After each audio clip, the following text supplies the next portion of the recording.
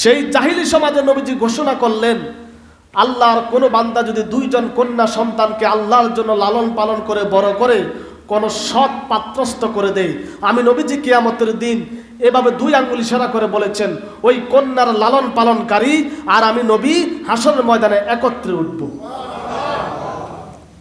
এই দুনিয়াতে বহু দার্শনিক, বহু সমাজ সংস্কারক, বহু রাষ্ট্রনায়ক এসেছিলেন, আগমন করেছিলেন। তাদের আগমন ছিল নির্দিষ্ট কিছু সময়, নির্দিষ্ট সমাজ বা রাষ্ট্রের জন্য। কিন্তু মুহাম্মদুর রাসূলুল্লাহ সাল্লাল্লাহু আলাইহি ওয়াসাল্লামের আগমন ছিল সব কিছু থেকে ভিন্ন। আল্লাহ রসুলের দাওয়াত ছিল সর্বজনীন, আর নবীজির শরীয়ত ছিল সর্বশেষ এবং রহমত ছিল সর্বব্যাপী। সুবহানাল্লাহ। রহমতুল লিল আলামিন। রহমত শব্দের অর্থ হচ্ছে দয়া। কি? দয়া, কল্যাণ, মমতা, ভালোবাসা। আলামিন শব্দের অর্থ হচ্ছে সৃষ্টি জগৎ, অর্থাৎ মানুষ, ফেরেশতা, জিন, পশু পাখি, গাছপালা সব কিছু অন্তর্ভুক্ত। এই জন্য আল্লাহ সুবহানাহু ওয়া তাআলা কোরআনে কারিমে রাসূলকে শুধু মানব জাতির জন্য নয়, বরং সমগ্র সৃষ্টি জগতের জন্য রহমত হিসাবে পাঠিয়েছেন। আল্লাহ তাআলা বলেছেন, ওয়ামা আরসালনাকা ইল্লা রাহমাতুল লিল আলামিন। আমি আমার রাসূলকে সমগ্র সৃষ্টি জগতের জন্য রহমত হিসাবে প্রেরণ করেছি। রহমাতাল লিল আলামিন, সমগ্র সৃষ্টি জগতের জন্য নবী হচ্ছেন রহমত। তাহলে এখান থেকে বোঝা গেল এই সৃষ্টি জগতে শুধু মানুষ বসবাস করে না। মানুষ আছে, ফেরেশতা আছে, জিন আছে, গাছপালা আছে, পশু পাখি আছে, আকাশ, জমিন, আরো কত ধরনের সৃষ্টি আছে। সব সৃষ্টির জন্য নবী হচ্ছেন রহমত। সুবহানাল্লাহ। প্রখ্যাত মুফাসসির ইবনে আব্বাস রাদিয়াল্লাহু তাআলা আনহু বলেন, এই আয়াতের ব্যাখ্যায় বলেন, ওয়ামা আরসালনাকা ইল্লা রাহমাতাল লিল আলামিন। এই আয়াতে কারিমার ব্যাখ্যায় তিনি বলেন,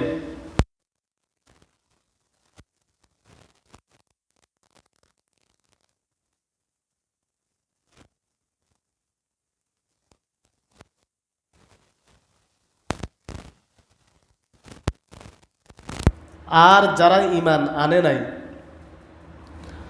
আল্লাহ তাআলা পূর্ববর্তী অবাধ্য জাতির মতো তাদেরকে সাময়িক আসমানের গজব থেকে পরিত্রাণ দিয়েছে। ইমাম আবু জাফর আত-তাবারি রহমাতুল্লাহ আলাই তিনি আয়াতে কারিমার ব্যাখ্যায় বলেন,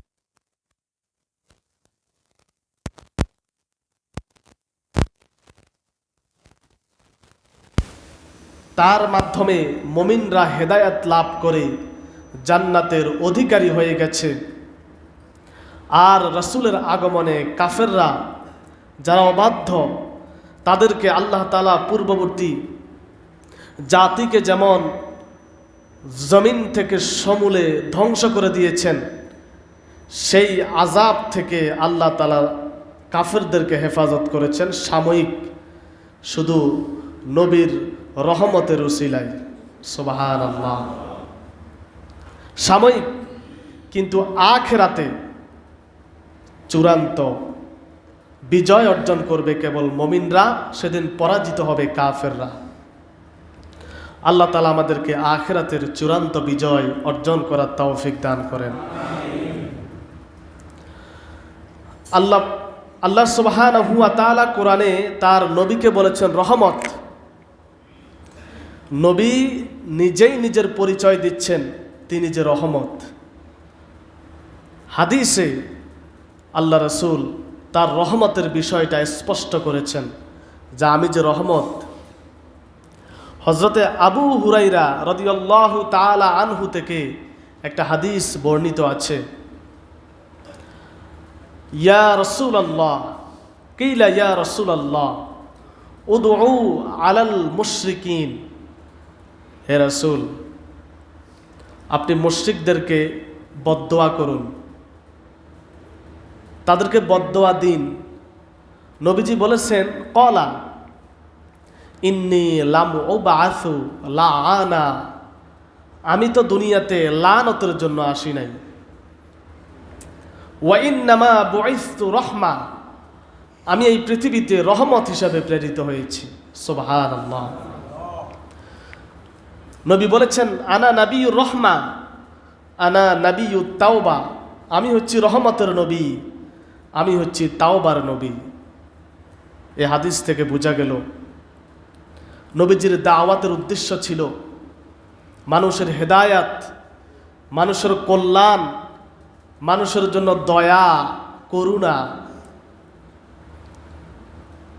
প্রতিশোধ, বিদ্বেষ আর ধ্বংস নবীর দাওয়াতের মিশন ছিল না।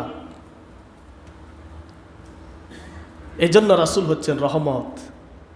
নবীজি কি রহমত, আর আমরা সেই রহমতের নবীর উম্মত। এটা আমাদের জন্য বড় সৌভাগ্য, বড় অর্জন। আল্লাহ তাআলা আমাদেরকে এই ভাগ্য দিয়েছেন। রাসূল করিম সাল্লাল্লাহু আলাইহি ওয়াসাল্লাম তিনি শুধু মানব জাতির জন্য রহমত ছিলেন না, নবীজি জিন জাতির জন্য রহমত ছিলেন। সুবহানাল্লাহ।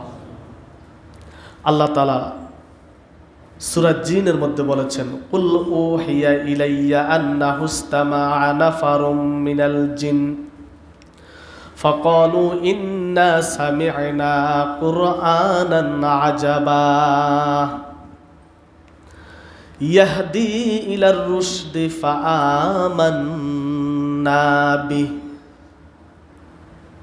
আল্লাহ তাআলা বলেন রাসূল আপনি বলুন আমার উপরে যে ওহী আল্লাহ তাআলা নাজিল করেছেন, জিনদের একটা দল যখন কোরআনে কারিমের তেলাওয়াত শ্রবণ করেছে,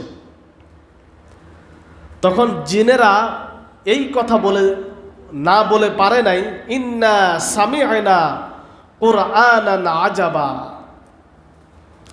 আমরা এক আশ্চর্য কোরআন শুনতে পেলাম। ইয়াহদি ইলার রুশদ, যেই কোরআন মানুষকে, যেই কোরআন সৃষ্টিকে হেদায়াতের দিশা দেখায়, হেদায়াতের পথের দিশা দেখায়। ফাআমান্না বিহি, অতএব আমরা এই কোরআনের উপরে ঈমান আনলাম। জিনেরা ঈমান এনেছে কোরআনের উপরে। এই আয়াত থেকে বোঝা গেল নবীজির রহমত, নবীজির হেদায়াত এটা শুধু মানব জাতির জন্য সীমাবদ্ধ ছিল না, বরং জিনেরাও এই হেদায়াতের অন্তর্ভুক্ত ছিলেন, এই রহমতের অন্তর্ভুক্ত ছিলেন। নবীজি জিনদের কাছেও হেদায়াতের বাণী দাওয়াত পৌঁছিয়েছেন। এজন্য জিনদের একটা জাতি এই কোরআনের উপরে ঈমান এনে হেদায়াত লাভ করেছে। এজন্য রাসূল হচ্ছেন গোটা সমগ্র সৃষ্টি জগতের জন্য রহমত। আল্লাহ রাসূল শুধু মুসলমানদের জন্য রহমত ছিলেন না, তিনি বন্ধু, শত্রু সবার জন্য নবীজি ছিলেন রহমত। যার কাছে মুসলমান, অমুসলমান সবাই ছিলেন নিরাপদ, তিনি হচ্ছেন রহমাতাল লিল আলামিন। নবীজির জীবনের একটা গুরুত্বপূর্ণ চরিত্র হচ্ছে আল্লাহ রাসূলকে যারা কষ্ট দিয়েছে, যারা নির্যাতন করেছে, যারা নবীকে হত্যার জন্য ষড়যন্ত্র করেছে, নবীজি প্রতিশোধ পরায়ণ না হয়ে তাদের হেদায়েতের জন্য আল্লাহর কাছে দোয়া করেছেন। সুবহানাল্লাহ। নবী চাইলে কি প্রতিশোধ নিতে পারতেন না? কিন্তু নবীজি হেদায়েতের জন্য দোয়া করেছেন। নবীজির এই রহমত শুধু তার বন্ধু মহলে সীমাবদ্ধ ছিল না, বরং আল্লাহ রাসূলের সুমহান চরিত্র আর ব্যবহার দেখে কাফেররা পর্যন্ত আশ্চর্য হয়েছে, ঈমান এনে মুসলমান হয়েছে। এই জন্য নবীজি সবার জন্য রহমত। নবীজি সমগ্র সৃষ্টি জগতের জন্য কি রহমত। তিনি বদদোয়ার পরিবর্তে হেদায়েতের দোয়া করতেন। এজন্য তিনি রহমত। আমরা একটু কষ্ট পেলে বদদোয়া শুরু করে দেই, আল্লাহর আযাবের ভয় দেখায়। নবীজি বদদোয়ার পরিবর্তে কি করতেন? মুক্তির জন্য দোয়া চাইতেন আল্লাহর কাছে, হেদায়েতের জন্য দোয়া চাইতেন। একটু আগে হাদিসটা বলেছি, রাসূলকে যখন বলা হলো মুশরিকদের জন্য আপনি বদদোয়া করুন, নবীজি বলেছেন ইন্নী লাম উবআসু লাআনা, আমি তো দুনিয়াতে অভিশাপ দেওয়ার জন্য আসি নাই। ওয়া ইন্নামা বুইসতু রাহমা, আমি রহমত হিসাবে দুনিয়াতে প্রেরিত হয়েছি। এখান থেকে বোঝা গেল নবীজির দাওয়াতের মিশন ছিল কারো ধ্বংস কামনা নয়, মানুষকে আল্লাহর দিকে আহ্বান করা। সুবহানাল্লাহ। এই জন্য রাসূল ছিলেন আমাদের জন্য রহমত, গোটা সৃষ্টি জগতের জন্য নবী ছিলেন রহমত। আপনি লক্ষ্য করেন রাসূল করিম সাল্লাল্লাহু আলাইহি ওয়াসাল্লাম তিনি নবুয়তের 10ম বছরে আল্লাহ রাসূল যখন তায়েফের ময়দানে দাওয়াত নিয়ে গেছেন, তায়েফের লোকেরা নবীর দাওয়াত তো কবুল করা দূরের কথা, তায়েফের সেই কাফেররা, অস্বীকারীরা, তাদের সেই উচ্ছৃঙ্খল যুবকদেরকে নবীর পেছনে লেলিয়ে দিয়েছেন। ওই যুবকরা নবীকে পাথর মেরে রক্তাক্ত করে ফেলেছে, দাওয়াত গ্রহণ করে নাই, উল্টো নবীকে আঘাত করেছে, রক্তাক্ত করেছে। হাদিসে আসছে নবী এত পরিমাণে রক্তাক্ত হয়ে গেলেন, নবীজির পবিত্র শরীর মোবারকের রক্ত তার পায়ের জুতা পর্যন্ত ভেসে গিয়েছিল। এত রক্তাক্ত করেছে, তায়েফবাসী নবীকে এত কষ্ট দিয়েছে। নবীজি কি সেখানে কোনো সম্পদের জন্য গেছে? কোনো টাকার জন্য? কিসের জন্য গেলেন? দাওয়াতের জন্য গেলেন। মানুষকে জাহান্নাম থেকে মুক্তির জন্য তিনি চেষ্টা করলেন, দাওয়াত দিলেন। কিন্তু তারা বিনিময়ে তাকে নির্যাতন করল, কষ্ট দিল, রক্তাক্ত করল। নবীজির রক্ত দেখে শরীর মোবারক যখন রক্তাক্ত করে ফেলল তায়েফবাসী, তখন পাহাড়ের দায়িত্বে নিয়োজিত থাকা ফেরেশতারা নবীর কাছে চলে আসলেন।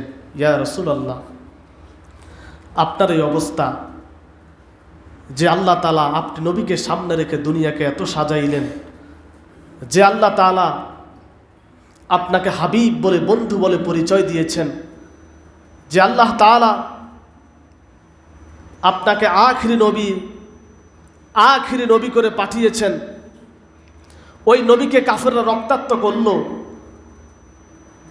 হে রাসূল, আমরা ফেরেশতারা, আমাদের সহ্য হচ্ছে না, আমরা এটা সহ্য করতে পারতেছি না, আমরা এটা মেনে নিতে পারি না। আপনি আমাদেরকে অনুমতি দেন, এই দুইটা পাহাড়কে একত্র করে কাফেরের গোষ্ঠীকে দুনিয়া থেকে মুহূর্তের মধ্যে বিদায় করে দেব।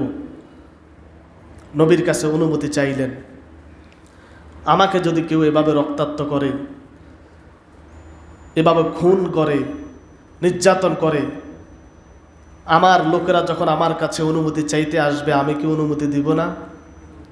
যে শেষ করে দাও, শেষ করে দাও, ওরা আমাকে রক্তাক্ত করলো, ওদেরকে আর ছাড় দিব না। কিন্তু নবীজি এই কঠিন সিদ্ধান্ত যখন ফেরেশতারা রাসূলের কাছে চাইলেন, নবীজি বলেছেন, না, আমি যদি তাদেরকে ধ্বংসের জন্য দোয়া করি, তাহলে আগামীকাল আমি কালেমার দাওয়াত নিয়ে আবার কার কাছে যাব? সুবহানাল্লাহ। শুনো ফেরেশতারা, আমি আশাবাদী এই তায়েফের লোকদের পরবর্তী বংশের মধ্যে এমন কিছু মানুষ আল্লাহ তাআলা সৃষ্টি করবে যারা আল্লাহর ইবাদত করবে, আল্লাহর সাথে শিরক করবে না। সুবহানাল্লাহ। নবীজি বদদোয়ার পরিবর্তে ওই তায়েফবাসীর ভবিষ্যৎ প্রজন্মের জন্য হেদায়েতের দোয়া করে গেছেন। যদি নবীজি অনুমতি দিতেন, তায়েফবাসীকে আল্লাহ তাআলা মুহূর্তের মধ্যে শেষ করে দিতেন, কিন্তু পরবর্তীতে আর তো কোনো জাতি সৃষ্টি হতো না, আল্লাহর ইবাদত করতো না। এই জন্য নবীজি ফেরেশতাদেরকে বললেন, তোমরা তাদেরকে ধ্বংস করো না, বরং আমি নবীজি আশাবাদী তাদের ভবিষ্যৎ প্রজন্ম থেকে আল্লাহ তাআলা ঈমানদার ফয়দা করবে।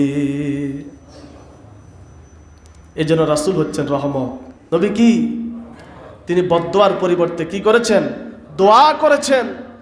তিনি বদদোয়ার পরিবর্তে হেদায়েতের দোয়া করেছেন। সুবহানাল্লাহ। এরপরে মক্কা বিজয় যখন হয়েছে, লক্ষ্য করেন, মক্কা বিজয় যখন হয়েছে তখন নবীজির হাতে চূড়ান্ত ক্ষমতা চলে এসেছে। নবীজি চাইলে ওই মুহূর্তে তাদের প্রতিশোধ নিতে পারতেন।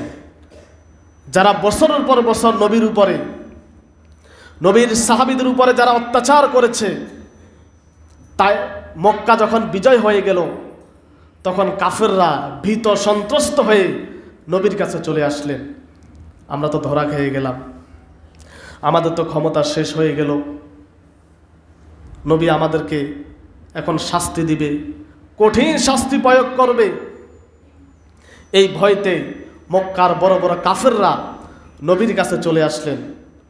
তখন নবীজি চাইলে কি তাদেরকে শাস্তি দিতে পারতেন না? চাইলে কি নবীজি তাদেরকে গ্রেপ্তার করতে পারতেন না? যে তোমরা এতদিন ক্ষমতা পেয়ে আমাদেরকে নির্যাতন করেছ, আমার সাহাবীদেরকে কষ্ট দিয়েছ, আজকে তোমাদের কোনো ছাড় নাই, বলতে পারতেন না? কিন্তু নবীজি বলেছেন, রাসূল যারা ভীত সন্ত্রস্ত হয়ে নবীর কাছে চলে আসলেন, তখন নবীজি তাদেরকে লক্ষ্য করে বলেছেন, ইযহাবু ফাআনতুমুত তুলাকা, আজকে তোমরা মুক্ত, আজকে তোমাদেরকে মুক্ত করে দিলাম। সুবহানাল্লাহ। এই জন্য নবী হচ্ছেন রহমত। নবী কি? এই জন্য ক্ষমতার অপব্যবহার করা যাবে না। ক্ষমতার মালিককে, ক্ষমতা দেয় যিনি, ক্ষমতা আবার এক সময় নিয়ে যান তিনি। এজন্য ক্ষমতা পেয়ে দুঃসাহস দেখানোর সাহস করা উচিত নয়। আল্লাহ তাআলা আমাদের বুঝার তৌফিক দান করেন। একটু জিকির করি, লা ইলাহা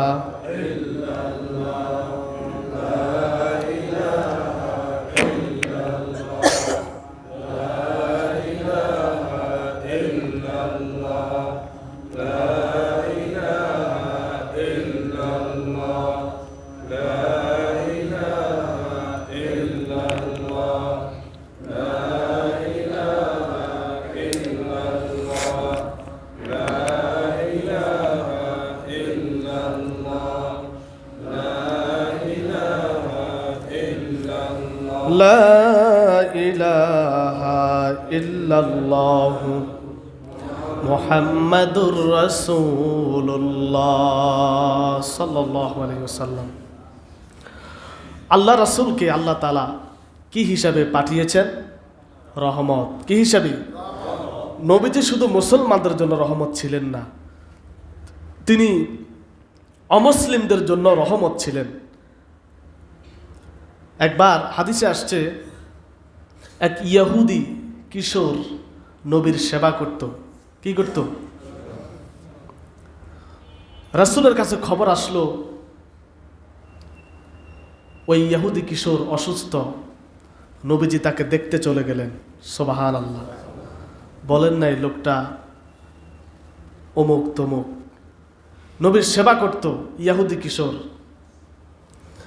যখন শুনলেন অসুস্থ, নবীজি তার কাছে চলে গেলেন, তাকে দেখতে গেলেন। এই যে মানবিক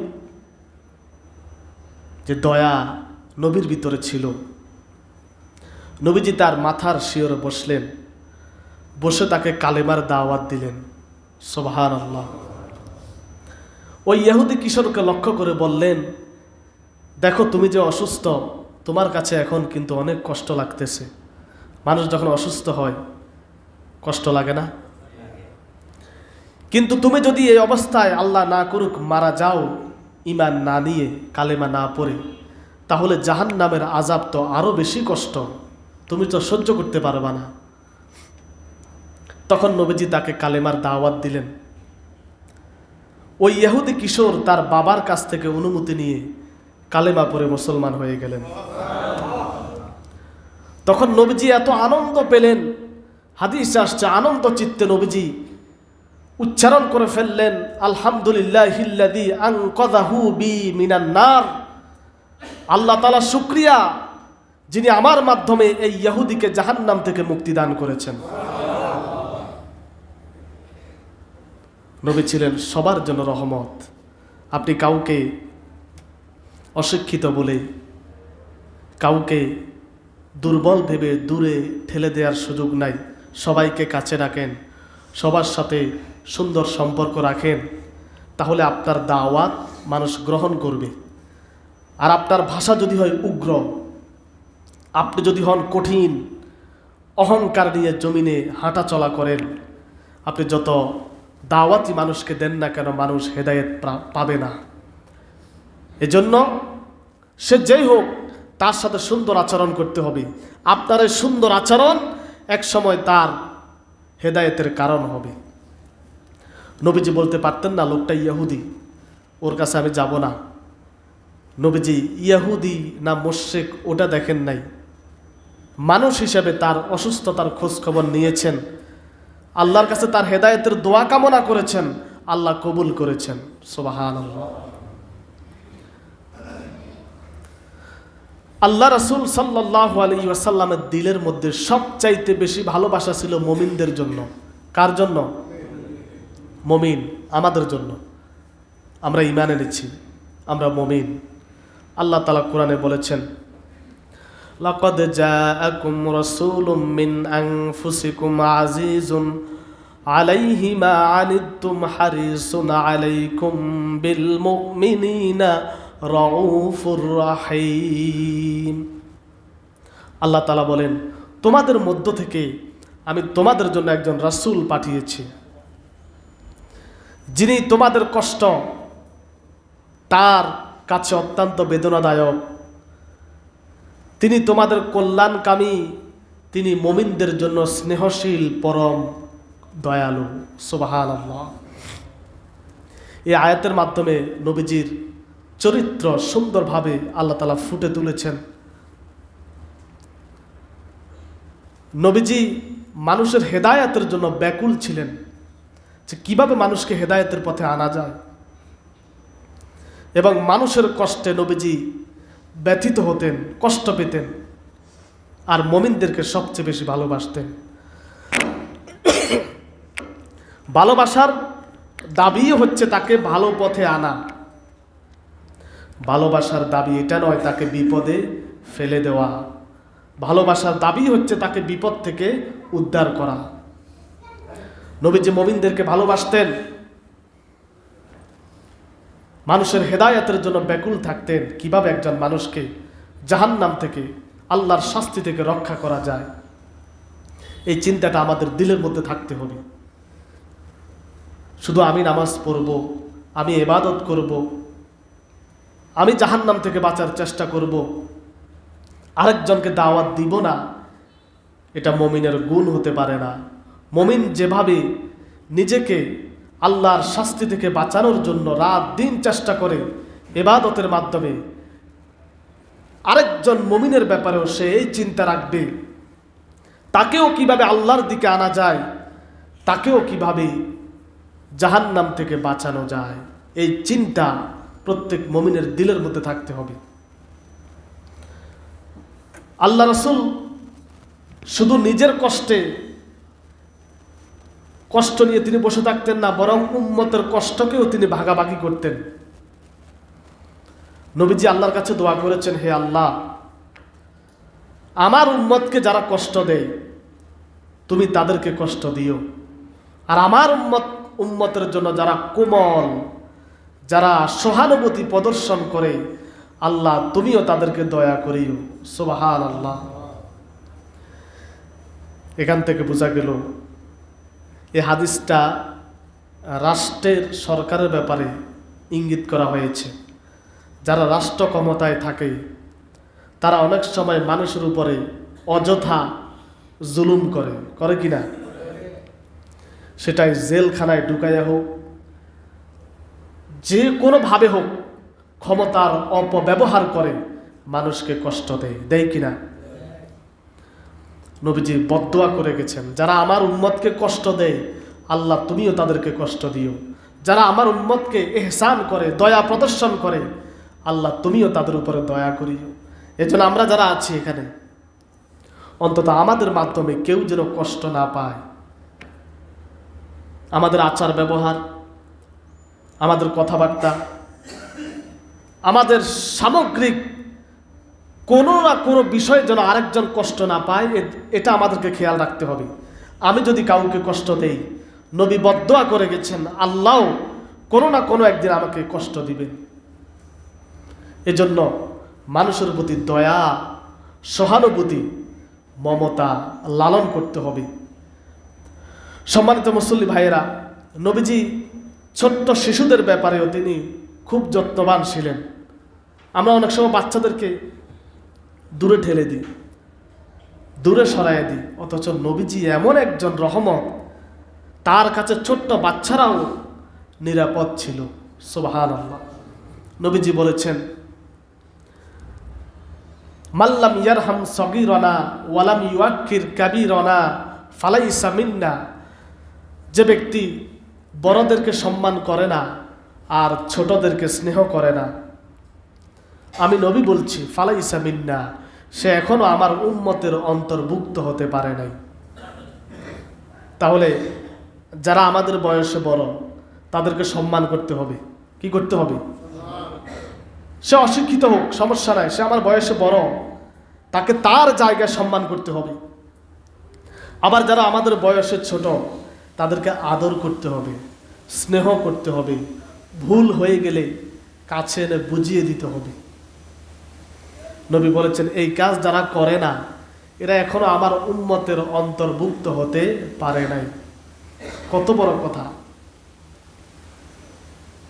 আল্লাহ রাসূল সাল্লাল্লাহু আলাইহি ওয়াসাল্লাম কন্যা সন্তানের জন্য তিনি ছিলেন রহমত। আপনি জাহিলি যুগের কথা চিন্তা করেন, জাহিলি যুগের লোকেরা কন্যা সন্তানকে জীবন্ত কবর দিত কিনা? শুনেছেন না? ইয়ামে জাহিলিয়ার ঘটনা পড়েছেন? কন্যা সন্তান জন্ম দেওয়া এটা তাদের জন্য ছিল একটা অপমানকর বিষয়। তারা লজ্জা পেত, মানুষ তাকে লজ্জা দিবে, অপমান, আমার ঘরে মেয়ে সন্তান জন্ম নিছে। এই জন্য তারা মেয়েদেরকে জীবন্ত কবর দিয়ে দিত। ওই সমাজে বলে দিছে, যেই সমাজের মানুষ কন্যা সন্তান হলে কবর দিয়ে দিত, এটাকে লজ্জার কারণ মনে করত, আর সেই সমাজে নবীজি তাদেরকে মেয়ে সন্তান লালন পালনের ফজিলত শুনাইয়া দিলেন। তাহলে নারীদের মর্যাদা নবীজি রক্ষা করেছেন, নারীদের সম্মান নবীজি প্রতিষ্ঠিত করেছেন। আজকে আমাদের সমাজেও কিছু জাহিলি যুগের মতো জাহিলি সমাজের চরিত্রের কিছু লোক আছে, মেয়ে হলেই স্ত্রীকে তালাক দিয়ে দেয় না? বারবার মেয়ে হয়, স্বামী পছন্দ করে না, শাশুড়ি স্বামী মিলে তালাক দিয়ে দেয়। আমি আরেকদিনও বলেছি, কারো যদি বারবার মেয়ে হয়, এখানে বউয়ের কি করার আছে? কোনো হাত আছে? ছেলে মেয়ে দেয় কে? কোরআন বলেছে, আমি যাকে চাই তাকে ছেলে দিই, যাকে চায় তাকে মেয়ে দিই, যাকে চায় তাকে ছেলেও দিই, মেয়েও দিই, আবার যাকে খুশি কিচ্ছু দিই না। তো এখানে তো সরাসরি এই বিষয়টা সিদ্ধান্ত নেন কে? তা আপনি তালাক দিবেন কেন? আপনি তাকে এটার জন্য মারবেন কেন? এমন ঘটনা ঘটে না? অনেক মহিলা কান্না করে যে বারবার মেয়ে হয়েছে, স্বামী অসন্তুষ্ট, সবাইকে খোঁজ খবর আগে দিয়ে রেখেছে আমার সন্তান হবে দোয়া করবে, কিন্তু মেয়ে হয়েছে বলে আর কাউকে কিছু বলে না। ওই যে মেয়ে হয়েছে নারাজ। এটা তো জাহিলি সমাজের মানুষের চরিত্র। অথচ মেয়ে সন্তান লালন পালন করলে সওয়াব আছে না নাই? এরপরে নবীজি এতিমদের জন্য রহমত ছিলেন। এই পৃথিবীতে সবচেয়ে চির এতিম ছিলেন রাসূল নিজেই। আলাম ইয়াজিদিকা ইয়াতীমান ফাআওয়া, আল্লাহ বলেন আপনি তো এতিম ছিলেন, আর যে এতিম সেই তো এতিমের দরদ বুঝে, ঠিক না? নবীজি এতিমের মর্যাদা প্রতিষ্ঠা করেছেন। রাসূল বলেছেন যার দিলটা শক্ত, যার দিলটা, সে যেন এতিমের মাথায় হাত বুলায়। এতিমের মাথায় হাত বুলালে আল্লাহ দিলটাকে নরম করে দেয়। রাসূল বলেছেন কোনো ব্যক্তি যদি কোনো এতিমের মাথায় হাত বুলায় ভালোবাসার নিয়তে,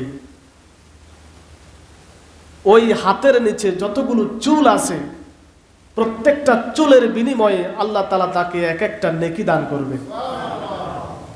আমরা হাত বুলানো তো দূরের কথা, সুযোগ পাইলে ইয়াতিমের উপরে জুলুম করি, ঠিক না?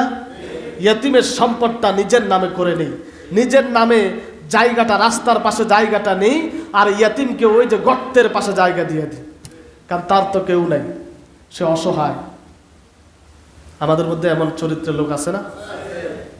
নবীজি বলেছেন আনা ওয়াকাফিলুল ইয়াতিম কাহাতাইনি ফিল জান্নাহ, যে ব্যক্তি ইয়াতিমকে লালন পালন করবে তিনি তার তর্জনী আঙ্গুল এবং মধ্যমা আঙ্গুল, দুই আঙ্গুল একত্র করে বলেছেন যে ব্যক্তি ইয়াতিমের লালন পালনকারী হবে, আমি মুহাম্মদ সাল্লাল্লাহু আলাইহি ওয়াসাল্লাম এবং ওই ইয়াতিমের লালন পালনকারী হাসর মাঠে একত্রে উঠব।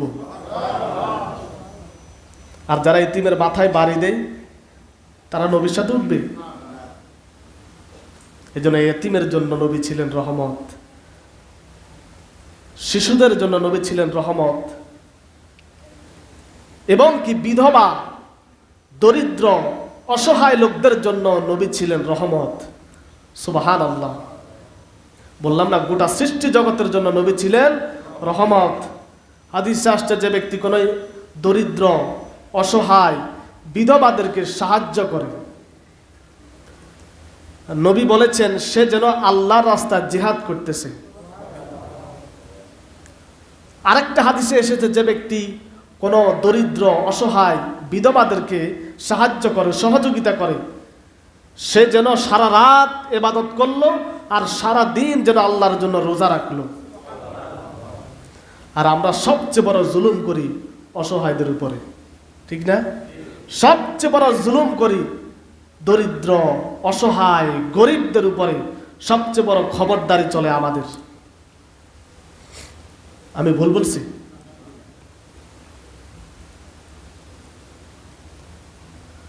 এরপরে নবীজি শুধু মানুষের জন্য নয়, তিনি পশু পাখির জন্য রহমত ছিলেন। কি মনে করেন পশু পাখি? আমরা কয়জনে পশু পাখির প্রতি মায়া দেখাই? আমাদের মধ্যে মানুষের প্রতি মানুষেরও তো মায়া নাই,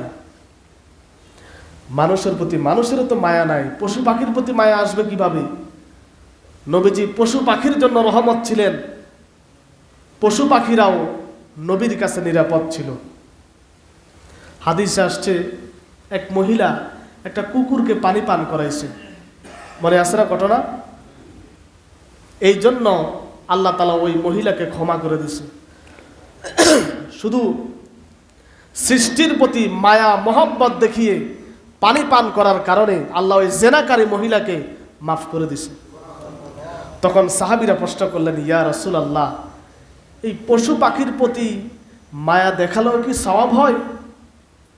তখন নবীজি বলেছেন, প্রত্যেক জীবন্ত প্রাণীর প্রতি দয়া প্রদর্শন সওয়াব হিসাবে লেখা হবে। সেটা কুকুর হোক, যে কোনো পাখি হোক, প্রাণী হোক, তাদের প্রতি মায়া প্রদর্শন করা এটা সওয়াবের কাজ। আরেকটি হাদিসে এসেছে, এক মহিলা একটা বিড়ালকে খাঁচার মধ্যে বন্দি করে খাবার না দিয়ে মেরে ফেলেছে। নাউজুবিল্লাহ। নবীজি বলেছেন এই অপরাধের কারণে ওই মহিলা জাহান্নামে প্রবেশ করেছে। এর কারণ হচ্ছে মহিলা ওই বিড়ালটাকে খাঁচার মধ্যে বন্দি রেখেছে, তাকে কোনো খাবার দেয় নাই এবং তাকে ছেড়েও দেয় নাই সে যে নিজের খাবার নিজে সংগ্রহ করবে। এই অপরাধের কারণে ওই মহিলা জাহান্নামে যাবে। আমি কিছুদিন আগে একটা ভিডিও দেখেছি, কে বা কারা একটা বিড়ালকে খাঁচার মধ্যে নিয়ে নিচ দিয়ে আগুন দিয়ে বিড়ালটাকে পুড়িয়ে মেরে ফেলেছে, জীবন্ত বিড়াল।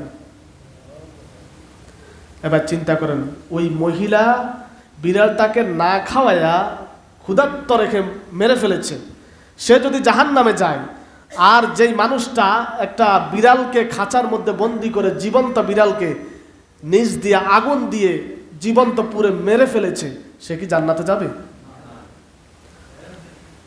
আমি বুঝলাম ওই বিড়ালটা হয়তো কোনো অপরাধ করছে, বুঝলেন, অপরাধ করছে, তাই বলে এভাবে মারতে পারে মানুষ? তার দিলের মধ্যে পশু পাখির প্রতি মায়া থাকতে হবে। আরেকটা হাদিসে এসেছে, একবার নবীজি একটা বাগানের মধ্যে প্রবেশ করলেন।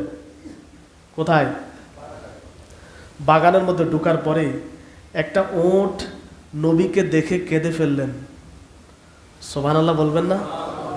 ওট চিনতে পারছে রাসূল বাগানে এসেছে। তখন নবীজি ওই ওটের মালিককে ডাকলেন, ডেকে বললেন, তোমার ওট তার চোখের পানির ভাষা দিয়ে আমাকে বুঝালো তুমি তাকে অনেক পরিমাণে পরিশ্রম করাও, কিন্তু তার প্রয়োজন অনুযায়ী তাকে খাদ্য সরবরাহ করো না, এজন্য আল্লাহর কাছে তোমাকে জবাব দিতে হবে। কি মনে করেন? আমরাও তো এমন করি অনেক সময়, একটা প্রাণী দিয়ে এত পরিমাণে পরিশ্রম করায় কিন্তু তার প্রয়োজন মতো তাকে খাবার দিই না। একটা ওট সে কান্না করে দিছে নবীকে দেখে, নবী বুঝতে পারছে। এজন্য পশু পাখির প্রতি মায়া মোহাব্বত দেখাতে হবে। এই যে দেখেন, আমরা কোরবানির সময় পশু জবাই করি, নবীজি সেখানেও আমাদেরকে বলে দিয়েছে তুমি যখন পশুটা জবাই করবা, ছুরিটাকে ভালো করে কি করবা, ধার দিয়ে নিবা, যাতে করে প্রাণীটা জবাইয়ের সময় কষ্ট না পায়। সেখানেও দিলের মধ্যে দয়া রাখতে হবে।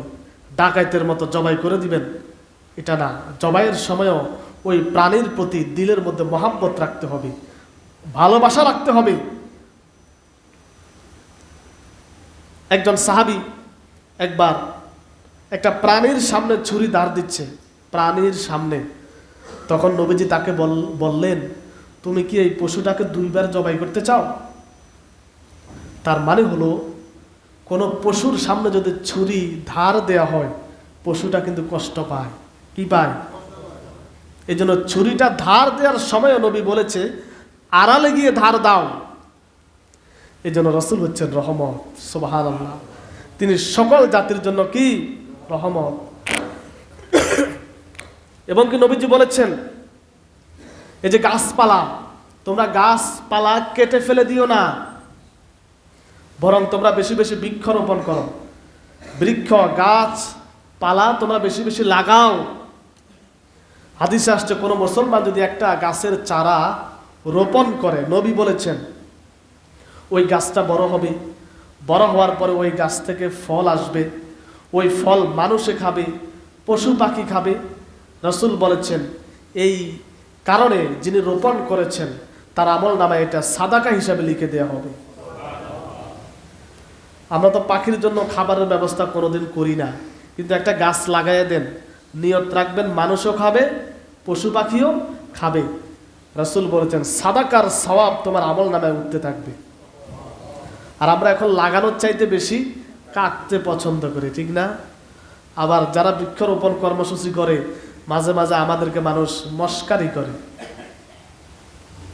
আমি গত বছর আমাদের মাদ্রাসার উপলক্ষে বৃক্ষরোপণ কর্মসূচি করেছি। কিছু কিছু আমার মতো আলেম আমাকে নিয়ে বাজে মন্তব্য করেছে। আল্লাহ তাআলা তাদেরকে হেদায়েত নসিব করুন। বৃক্ষরোপণ এটা তো নবীর শিক্ষা। এই বৃক্ষ না থাকলে আমাদের একটা অক্সিজেন এই গাছগুলো গ্রহণ করে না, অক্সিজেন দেয় না গাছগুলো, অনেক উপকারিতা। এজন্য সরকারও বৃক্ষরোপণ করার জন্য বারবার বলে।